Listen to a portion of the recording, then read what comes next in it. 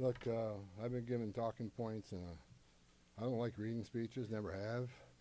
But my chief of staff did put some stuff down here in writing just to make sure I don't miss anything. So I'm going to be reading a little bit, and then we're going to open up for questions. I've been on the ground less than 3 full days. I got in here Monday. President of the United States called me Monday morning and asked me to deploy here. Got here Monday evening, and I'm staying till the problem's gone. But we've made a lot of progress in the last 3 days. Marcos Charles, he's running ICE operations here. There you go. Rodney Scott, Commissioner of Customs and Border Protection, standing here beside me. Good morning, I'm Tom Homan, the Border Czar for President Trump. I'm here on behalf of the President, along with U.S. Commissioner for U.S. Customs and Border Protection, Rodney Scott, and Marcos Charles, who's leading the enforcement effort here right now. I've been on the ground since Monday to regain law and order in the city beloved by many, and work together to remove threats from the community. During the past administration, we'll all remember, more than 10 million illegal aliens entered this nation. Many were national security threats, public safety threats. We can't remember over 2 million known gotaways. 2 million people who paid more to get away. Why? That should scare the hell out of everybody. President Trump promised the American people, including the residents of Minnesota, that he would work to ensure our communities are safe. And with that, this administration is absolutely focused on identifying removal aliens that pose a public safety threat and national security threats. And the numbers prove it. The data proves it. In the past few days, I've met with Governor Walz, Attorney General Ellison, Mayor Fry, numerous police chiefs and sheriffs, and I have more to meet. I'll also be continuing the dialogue with business and religious leaders in partnership with Minnesota, your community leaders. I'll be meeting with them too, because I want to hear what they have to say. In my meetings with folks so far, and most important, the governor and the AG, the Mayor Fry,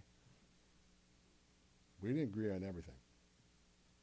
I didn't expect to agree on anything.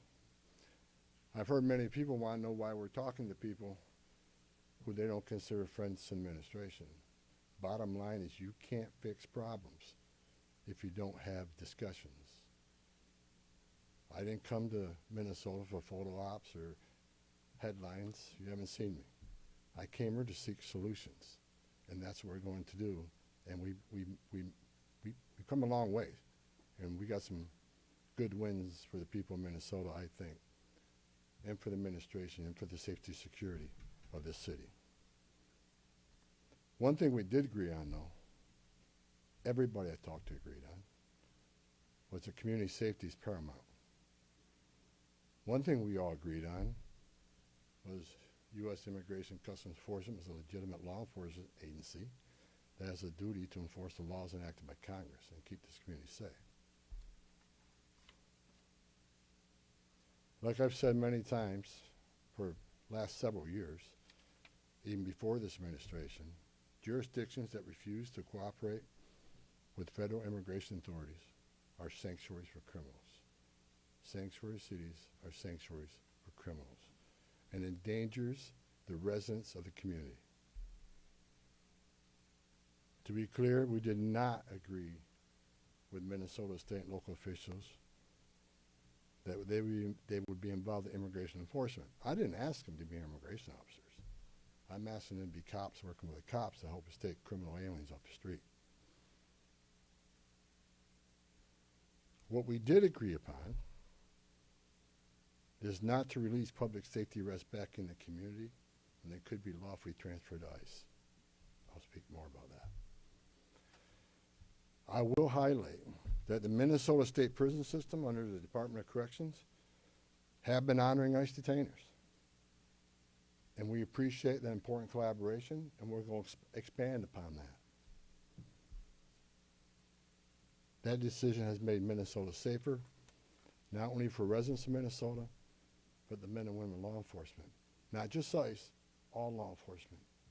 Rather than arresting the same public safety threat, significant public safety threat over and over again, they agree to work with us to identify those people and remove them.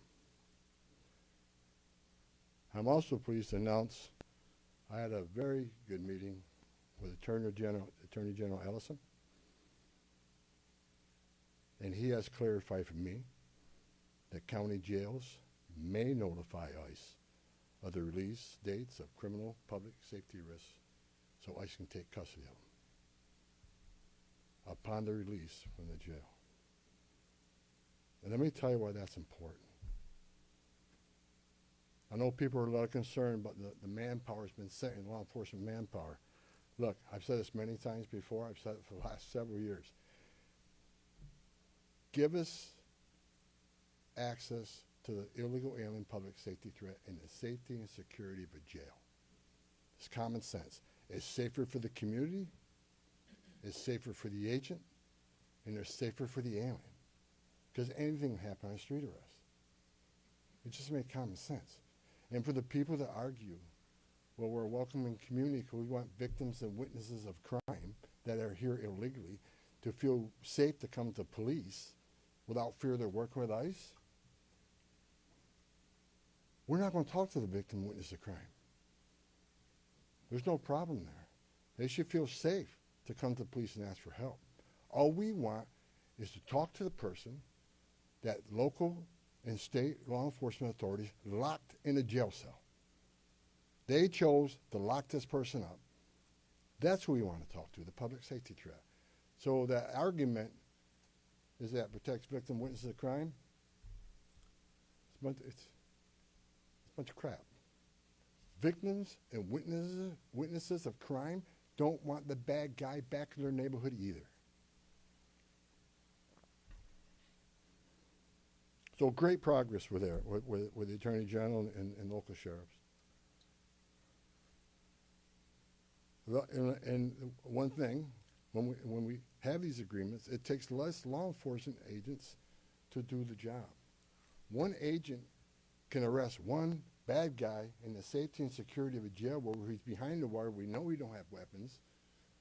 But when you normally release that public safety threat, illegal alien back in the community, we have a job to do. We're going to arrest him. So we're going to find him. And what happens is now we got to arrest somebody on his turf. We have access to who knows what weapons. Now we got to send the whole team out. Cover the back door, cover the front door, officer safety reasons. Then because of the hateful rhetoric and the attacks on ICE officers, now we got to send a security team behind the arrest team. So what could have been done with one person in a safety and security jail, now we got 15, 16 people out there doing it. I know that causes stress in the community. So if we get these agreements in place, that means less agents on the street. More agents in the jail means less agents in the street. This is common sense cooperation that allows us to draw down on the number of people we have here. Yes, I said it. Draw down the number of people here.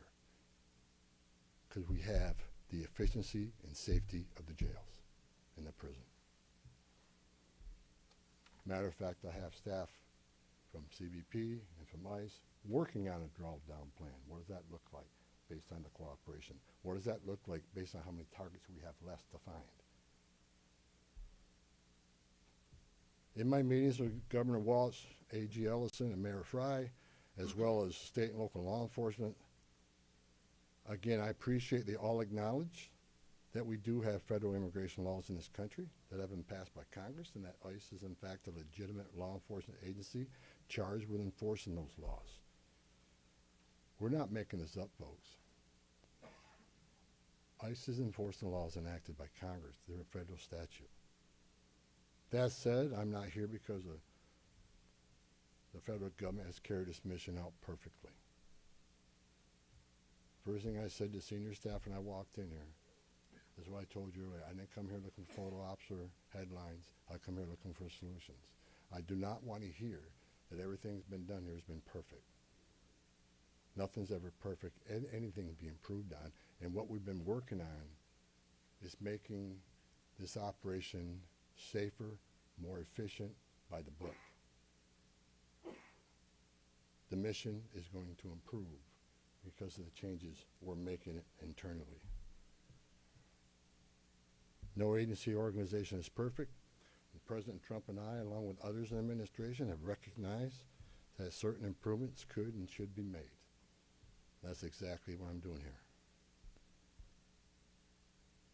As such, in meetings I've had with federal law enforcement managers, including ICE and CBP and other federal partners, as well as state and local officials, I have conveyed the President's expectations with regard to federal immigration enforcement efforts.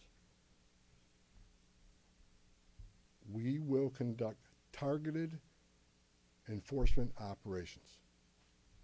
Targeted. What we've done for decades.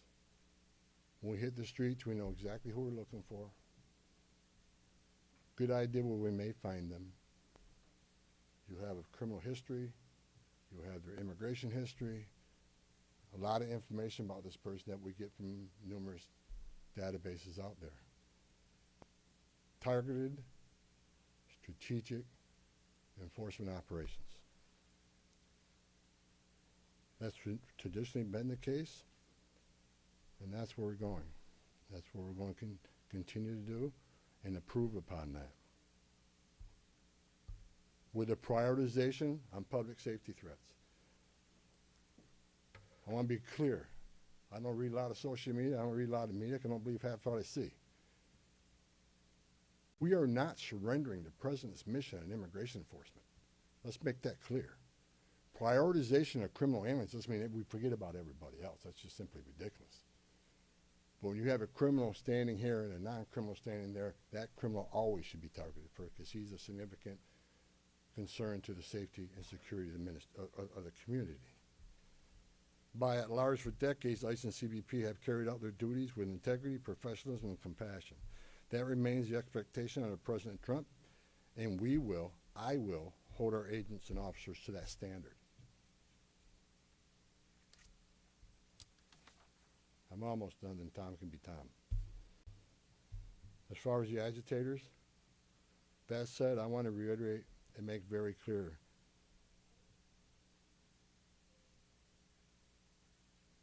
I want to make it clear, ICE and CBP officers are performing their duties in a challenging environment under tremendous circumstances, but they're trying to do it with professionalism.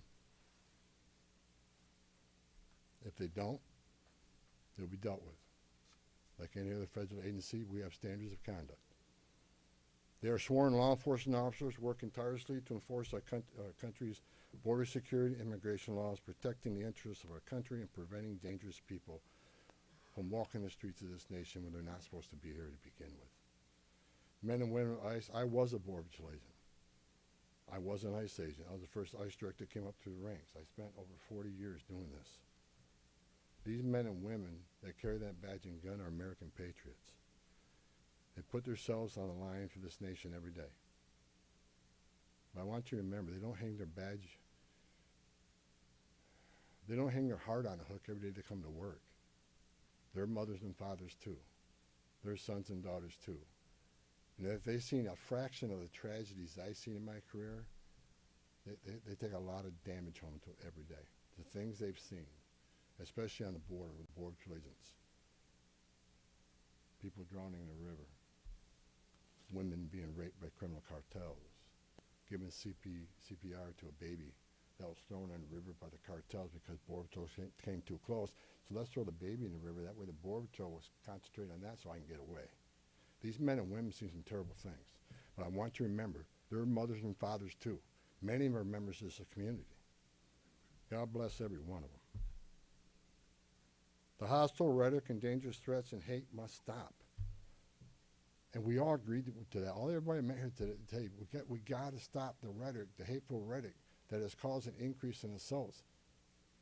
That has caused, because of that, having to send security teams out with arrest teams, which surge the city with additional resources because of the rhetoric, because of the threats, because of the assaults. Again, with the agreements we've achieved and following through these agreements with the rhetoric dropping down, that allows us to pull more agents out once we feel the environment's safer.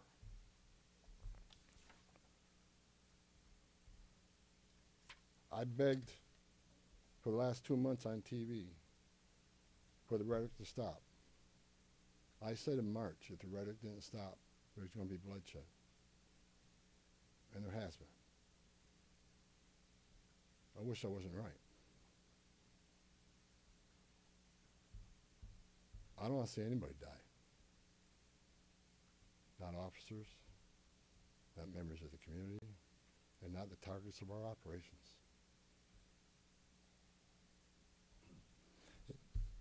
For the people out there who don't like what ICE is doing, if you want certain laws reformed, then take it up with Congress. Again, ICE is making this up. They're enforcing laws enacted by Congress and signed by the President. The same laws have been on the books for the last 6 presidents I worked for.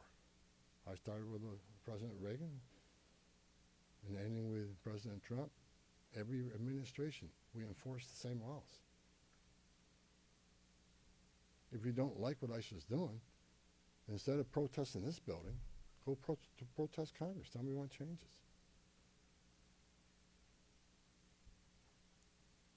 You have your First Amendment rights, I support that. You have the right to protest. I'm just asking you to keep it peaceful. But threatening law enforcement officers, engaging in impeding and obstruction and assault is never okay. And there will be zero tolerance. You interfere, impede, assault an ICE officers, you will be arrested. Like I said a bit earlier in my meetings with Governor Walton, Ellison, and Frey, as well as state and local law enforcement, I appreciate they acknowledge this, that public safety should be paramount.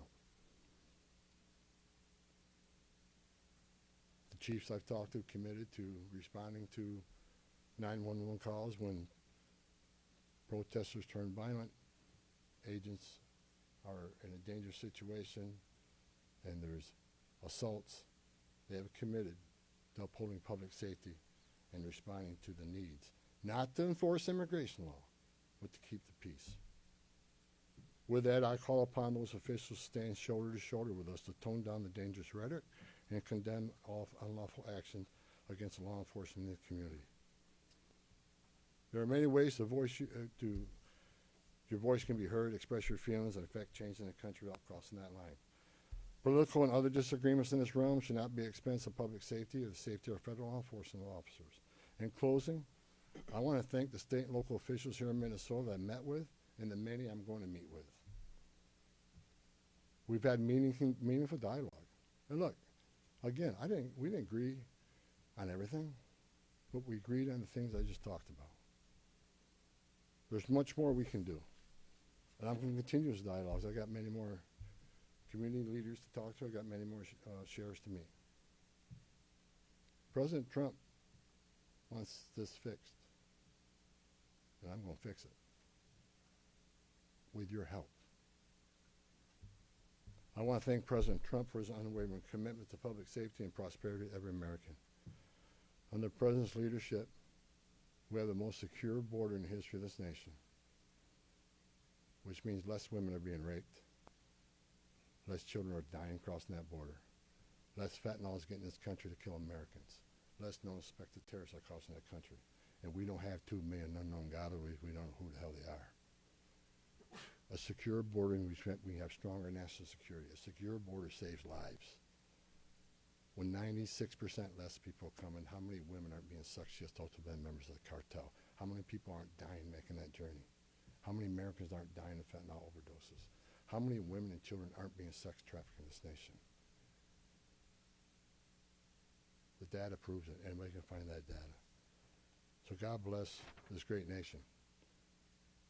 God bless Minnesota. We can do better. And I thank your local and state leaders meeting with me. We made some significant gains, significant coordination and cooperation, and you're going to see some massive changes occurring here in this city. Thank you. Can you clarify what the rules of engagement are? Hold on, right here. Thank you so so much, Mr. Homan. Giovanna Dell'Orto with the Associated Press. Based on how you have described these changes in the mission, can you be more specific about the objectives of Operation Metro Surge?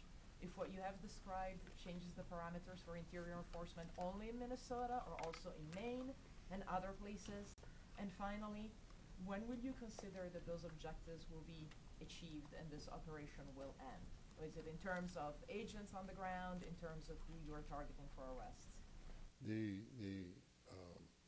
withdrawal of law enforcement resources here is dependent upon cooperation. Like I said, one agent arresting one bad guy in jail means less agents on the street.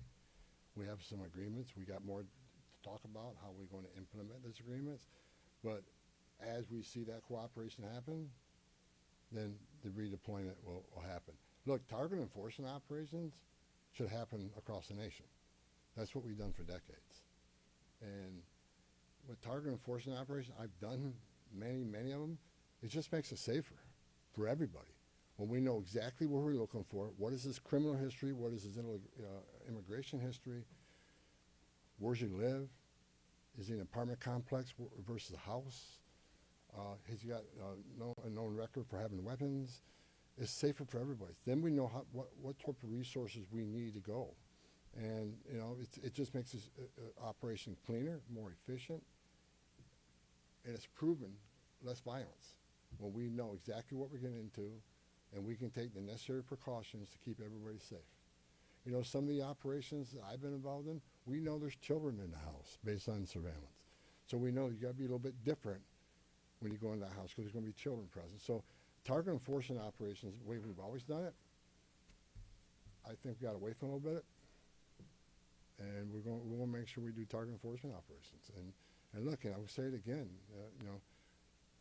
we are not surrendering our mission at all. We're just doing it smarter. Shimon Prokopez from CNN. Mr. Homan, how did we get here in terms of you had Greg Bovino, who was the face of this immigration operation, the mission, as you say, to having border patrol agents in the interior of this country, stopping U.S. citizens, asking them for ID, creating this fear in places like Chicago and now here. And then finally, it took really the death of Alex Petty for us to get here. How did that happen? Who made the decisions to allow this kind of operation to proceed in this way and to create such fear? Well, look, the Border Patrol, last 4 years under Joe Biden, we had an open border where 10, 12,000 people a day are coming across the border. Border Patrol got overwhelmed, which means we sent thousands of ICE agents down there to help deal with that humanitarian crisis, to help secure the border. Now we have millions of people released in this nation, many unvetted. Now we got to find them. Before the big, beautiful bill, we had a total just under 5,000 deportation officers to look for millions of people, many in public safety threats. So yes, we needed Border Patrol to come and help on our mission now. And reason for the massive deployment is because of the threats, because of the violence. Our officers need to be protected. If I'm on an operation, an arrest team, I'm going to a house, I got to be busy with that guy, the dangerous guy, and I can't keep looking over my shoulder at what's happening outside the house. So we brought extra resources in to provide that security. And as I said, as we drill down on these great agreements we got and this great understanding we have means less. So we can draw down those resources. When the violence decreases, we can draw down those resources. But based on the discussions I've had with the governor and the AG, we can start drawing down those resources as far as those looking for public safety threats being released, and do it in the jail with much less people. So the drawdown is going to happen based on these agreements. But the drawdown can happen even more if the hateful rhetoric and the impediment and interference will stop. So Border Patrol, I was a Border Patrol agent. These men and women are patriots. God bless them. They're here to help us. And the drawdown will come soon, depending on when this actually, I see this in play. But the agreements to have a loan is going to cause a significant drawdown. So you're going to see a drawdown. Just on a personal, Go ahead, Ben. you've been doing this Ben, for go 40 ahead. years. Just Tom a Homan. follow-up. Ben, go ahead. No, First off, Ben Burkbaum, Real America's Voice News. On behalf of the American people, I just want to say thank you to you and to all of the agents that are putting their lives on the line to go after the people that were allowed in the last administration. We watched that happen in the media, the honest media, covered up by many of the media that are behind me. We want to say thank you, and to all the men and women that are out there. Can you talk to us about what's being done with the leadership on these signal chats, on these WhatsApp chats that are organizing the attacks against you, the obstruction against you? Are we going to be arresting those individuals as well? And to the folks out there in America that voted for this, that want mass deportations because they saw a mass invasion under Joe Biden, what would you say to them? How are we going to get to that point? Well, first of all, about the organization and the funding of the attacks on ICE. I'm not going to answer a lot about that because I'm not going to show our hand, but they'll be held accountable. Justice is coming. Again, we got to all remember why the question from CNN, why are we here? What started this? 4 years of an open border where millions of people are let in this country unvetted. Remember, let's not forget, for 4 years, we were told the border's secure. 4 years, we were told the border's secure. And we all knew it wasn't. And I want this to be a positive thing we're doing here today. I also want to remember the politicians are continually attacking us. Where were they the last 4 years when the number of women and children sex trafficking went all-time high? Where were they when 250,000 Americans died from fentanyl coming across the border? Where were they when women and children are dying making that journey? Where were they when over 4,000 aliens making that journey died, historic record? Where were they? Not a word. Now we're just trying to respond to what happened the last 4 years and keeping this country safe. And we're arresting a lot of public safety threats, take them off the streets, which make this country safer. President Trump promised to make this country safe again, and that's what we're doing. But my 2.5 days up here, we made a lot of progress. I think everybody agrees on the criminal and public safety threats. They agree it's much safer and easier to arrest an alien in a facility than send a whole team out in the field that's going to draw anger, because now we got to send a bunch of people to do something that could have been done by 1 or 2 people. And I've said this for years. I have no ill will to anybody in Minnesota. All the people I talk to, we're never going to agree on everything. We have different philosophies and different opinions on immigration, but we all agree this is a way to go to reduce safety, reduce crime, not reduce safety, reduce crime and increase safety for our operations. More people in the jail means less people on the street. It's simple math. Sir, Lana Zach, CBS News. Everybody I've spoken with agrees that if somebody has a violent criminal history and is a fugitive, they don't want them as their neighbor. But when you're talking about a targeted operation, and are you talking about targeting people whose crime is coming to this country, or is it a more specific definition now? All operations will be targeted, but the prioritization are going to be criminal aliens, public safety threats, and national security threats. I've met with Marcos and his staff. We got to allow them. We got to allow them to keep us busy. So that would be our focus. So that is enough. That's what. There is not going to be a focus on people who have no other crimes except for their status. If you're in the country illegally, you're never off the table. But prioritization doesn't mean you forget. But you forget about everybody. So let me say this. If the message we send is you can enter this country illegally, it's a crime. Don't worry about it. You can have your due process, show up in court, not show up in court, get ordered removed. Don't worry about it. Unless you commit a serious crime, you're good to go. If that's the message we send to the world, you're never going to fix this problem. The most vulnerable people in the world will make that dangerous journey like they did under the Joe Biden administration. Over 4,000 aliens died making that journey. And again, a significant increase in sex trafficking. Because when they did that and opened those borders up saying, we're not going to detain you, we're going to give you free health care, We're going to fly you to the city of your choice, put you in a free hotel room, give you 3 meals a day, and give you work authorization. We're just going to bring you in. And when they did that, they sent a message to the whole world, you can come and do this. And what happened? They overwhelmed the men and women of the Border Patrol, where many days 70% of agents were pulled off that line. 70%. You don't think the criminal cartels had a field day with that?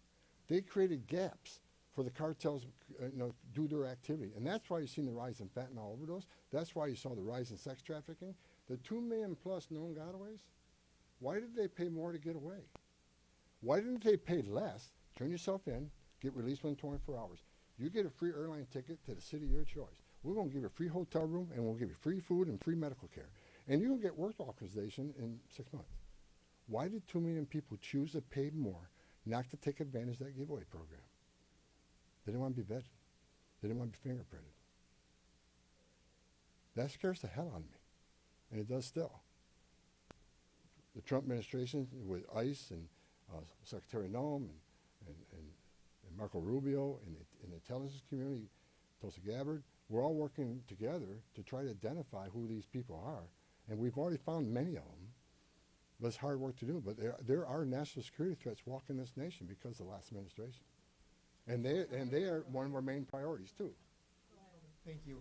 Can you please be specific about how many ICE and how many Border Patrol agents are currently operating in the state? I think we're near 3,000. There's been some rotations. Another thing I witnessed when I came here, I'll share this with you. I met with a lot of people, a lot of the agents. They've been in theater. Some of these people have been in theater for 8 months. So there's going to be rotations of personnel. Hopefully less now that we have some agreements. Maybe we can make it more efficient and safe. But they've been in theater a long time, and so there's rotations happen all the time to get people out here and go home, get some rest, and see their families. Day after day, can't eat in restaurants. Day after day, having people spit on you and blow whistles at you. Day after day, having all these threats at you. Day after day, having people trying to interfere with you. Day after day, they're human. So, we've got to rotate these people, and we've already rotated some. But my main focus now is drawdown based upon the great conversations I've had with your state and local leaders. Again, I'm not a fool. I'm not walking away without seeing this put in place. But I take the word of the people I met with. I think they're honest, and I think they're good brokers, that they want public safety protected, and they also want what's happening in the city to go away. And that's my goal. Last question in the back. Mueller Newsmax. The new video of Alex Preddy is now circulating. Your reaction to that, and do you think law enforcement could have played a role if, like, let's say, Minneapolis police were able to respond to that? Have those top law enforcement officials said they'll help or do anything to help these agents who are out here? I'm not going to comment on any of these shootings. I said from day one, I said on any of these shootings, as a career law enforcement officer, we'll let the investigation roll out, let the investigation play out, and let it go where it goes. I'm not going to come out and make any comments that I think is right, wrong. Do I have an opinion? Yeah, my personal opinion, but I'm not going to share that with you. I'm going to tell you, let the investigation play out and see where it goes. But again, the president, one of the words he said to me when I came up here, he said he didn't want to see anybody die. The less interference, the less rhetoric, the less, I have buried Border Patrol agents and I buried ICE agents throughout my career, and the saddest thing I've ever done is hand a folded flag to a wife or a child. I don't want to see anybody die, even the people we're looking for. I don't want to see anybody die. And despite what people think of Tom Homan, I say a prayer every night that everybody goes home safe. This isn't good.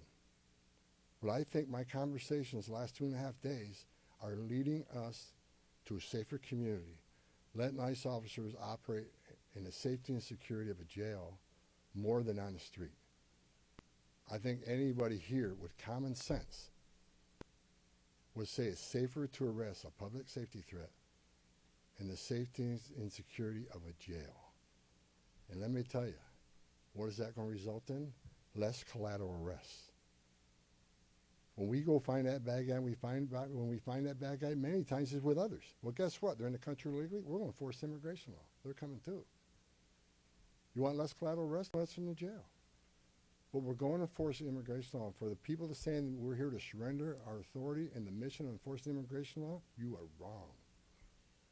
We're going to do targeted enforcement operations, and we're going to prioritize the public safety threats and national security threats.